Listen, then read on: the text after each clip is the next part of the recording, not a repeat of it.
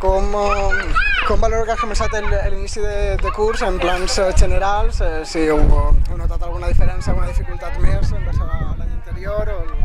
La única diferència és que creiem que s'ha començat un poc pronte. Fa molta calor i els xiquets pateixen moltíssima calor en classe i no posen, al dia d'avui no posa ningú mig.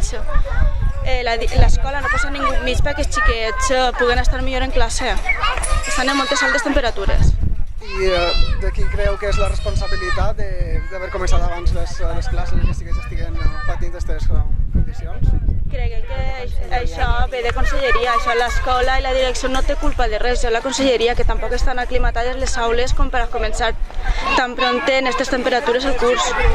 I quines mesures heu pres per protegir els vostres fills dels cops de calor o el que es podrà derivar? Pues gràcies que les mestres donen molta hidratació i dins i avisant i mirant a veure quins mitjos podríem ficar perquè els xiquets estiguen millor. El que passa que, clar, l'únic que ens diuen de moment és que, segons les reunions que han fet, el que han fet fins ara és mirar a veure si poden col·locar alguna cosa, però això, clar, porta un temps.